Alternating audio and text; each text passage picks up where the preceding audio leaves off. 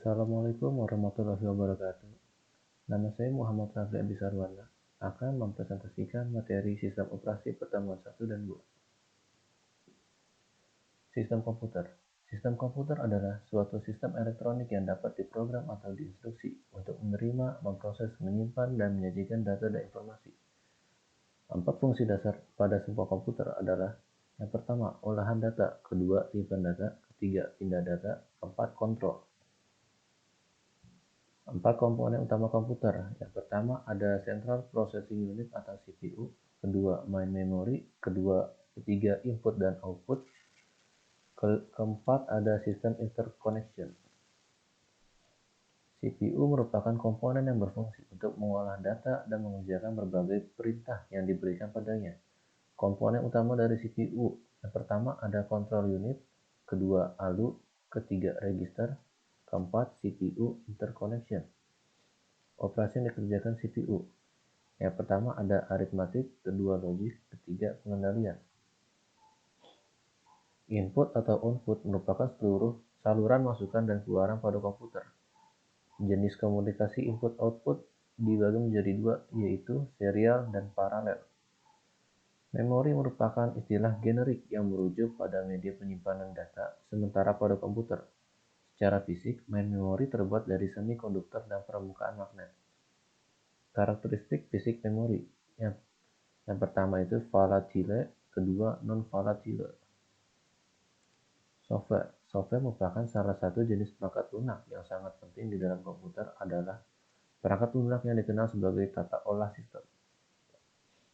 Secara garis besar, tata olah sistem tersebut dibagi menjadi 3, yaitu pertama, sistem bahasa, kedua, sistem operasi, ketiga, sistem utilitas. Konsep dasar komputer. Menurut George Washington Goodwin, komputer atau sistem komputer dapat dikemukakan dalam beberapa macam tingkat konsep yang berbeda.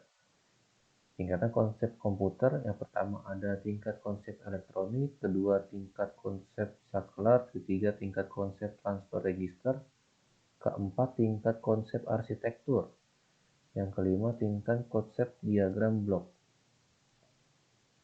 Tingkat konsep elektronik.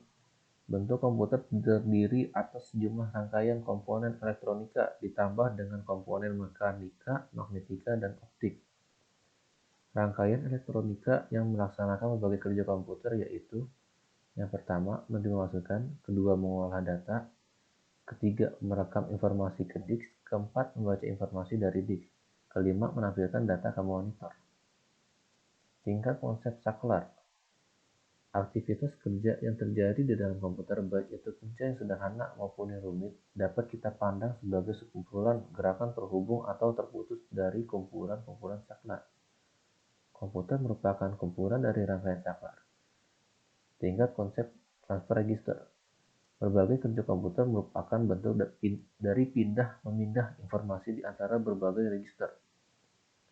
Kelompok register tersebut dibagi menjadi register logika dan register aritmatika yang bertugas melakukan operasi logika dan aritmatika. Register akumulator yang berfungsi untuk menampung berbagai unsur informasi. Yang ketiga, register indeks untuk mencatat indeks. Tingkat konsep arsitektur. Kerja komputer merupakan lalu lintas informasi pada berbagai satuan pada komputer melalui berbagai bus penghubung mereka dengan suatu susunan arsitektur tertentu. Tingkat konsep diagram blok. Pada tingkat konsep tertinggi sistem komputer, kita dapat melakukan pengelompokan ke dalam sebuah blok, sejumlah blok, seperti blok masukan, blok satuan prosesor pusat, blok memori kerja, dan blok lain sejenisnya.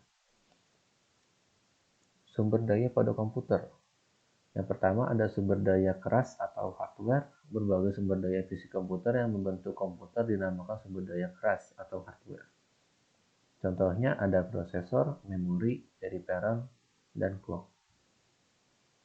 Sumber daya lunak, software. Komputer atau sistem memiliki berbagai informasi berupa program, data, dan perintah yang tidak berbentuk fisik. Sumber daya ini disebut sumber daya lunak atau perangkat lunak, atau bahasa Inggrisnya software.